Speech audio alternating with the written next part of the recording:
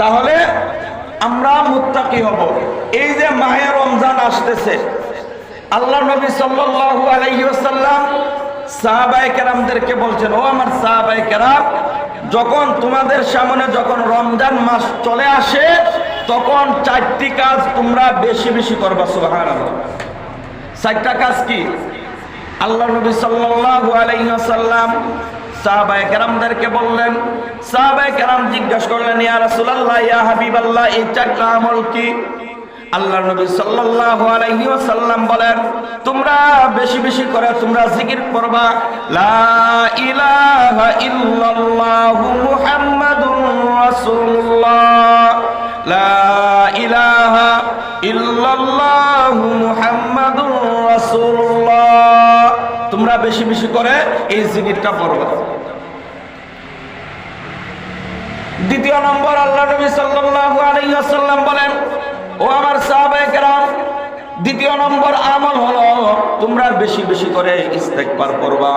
কারণ তোমাদের গুনাহ হয়ে গেছে, আমাদের গুনাহ হয়ে গেছে, এই কারণে আমাদেরকে বেশি বেশি করে তওবা করতে হবে।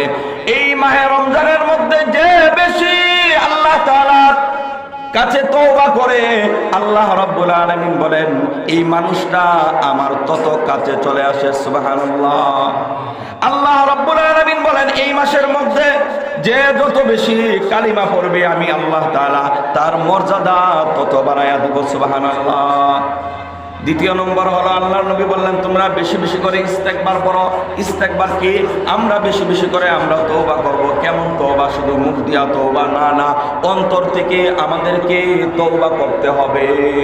আমরা তওবা করব, আস্তাগফিরুল্লাহ আস্তাগফিরুল্লাহ আল্লাযী লা ইলাহা ইল্লা হুয়াল হাইয়ুল কাইয়্যুম, লা হাওলা ওয়ালা কুওয়াতা ইল্লা বিল্লাহিল আলিয়্যিল আযীম। এইরকম ভাবে আল্লাহর নবী বলেন তোমরা বেশি বেশি করে তোমরা ইস্তেগফার করো। তৃতীয় নম্বর আল্লাহর নবী আমল জানায়া দিলেন, আমল বলে দিলেন।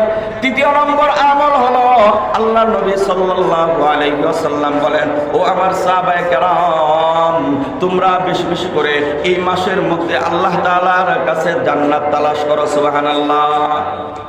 বেশি বেশি করে তোমরা জান্নাত তালাশ করো, জান্নাতের জন্য আল্লাহ তাআলার কাছে দোয়া করো। সুবহানাল্লাহ। যে যত বেশি এই মাসের মধ্যে জান্নাতের জন্য আল্লাহ তাআলার কাছে দোয়া করবে, আল্লাহ তাআলা নিঃসন্দেহে তাকে মৃত্যুর পরে জান্নাত দান করবেন। সুবহানাল্লাহ। আমরা এখন কয়জনে দোয়া করি? জান্নাতের দোয়া আমরা কয়জনে পড়ি?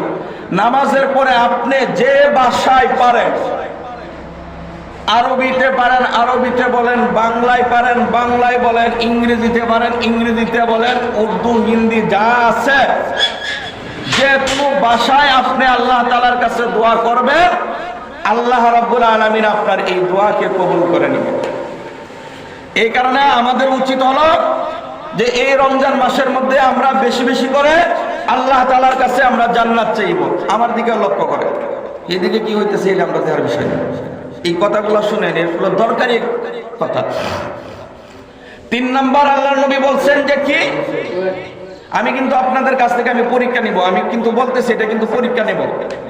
3 নম্বর আল্লাহর নবী বলছেন যে তোমরা বেশি বেশি করে জান্নাত চাও আল্লাহ তাআলার কাছে। 4 নম্বর হলো আল্লাহ নবী বলে দিয়েছেন যে তোমরা বেশি বেশি করে আল্লাহ তাআলার কাছ থেকে জাহান্নাম থেকে মুক্তি চাও, জাহান্নাম থেকে তোমরা মুক্তি চাও। 1 নম্বর কি বলছেন আল্লাহ তাআলা, যে বেশি বেশি করে তোমরা কালিমা পড়ো। তোমরা বেশি বেশি করে যদি কালিমা পড়ো, এই কালিমার উপর যদি আমল করো, তোমাদের মৃত্যুর সময় কালিমা নসিব হবে। সুবহানাল্লাহ।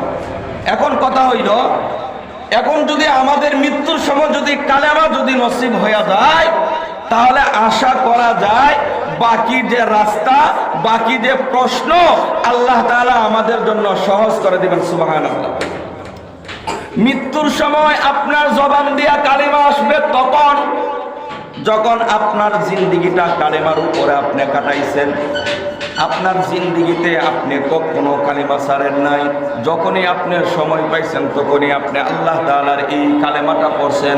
এই কালেমার উপর যদি আপনার আমল থাকে, তাহলে আল্লাহ রাব্বুল আলামিন মৃত্যুর সময় আপনাকে আমাকে আল্লাহ তাআলা জবান দিয়া কালিমা বাহির করে দিবেন। সুবহানাল্লাহ। এক নাম্বার কি বলছি, যে বেশি বেশি করে আমরা রমজান মাসের মধ্যে আমরা কি করব, কালেমা পড়ব, বেশি বেশি করে এই কালেমাটা আমরা বেশি বেশি পড়ব। কালেমাটা তো আর এমন কোন একটা বোঝা না, এমন কোন একটা পাহাড়ও না যে এত লম্বা 10 পৃষ্ঠা 20 পৃষ্ঠা, হুজুর এটা কেমনে বলবো, এত বড় আমল।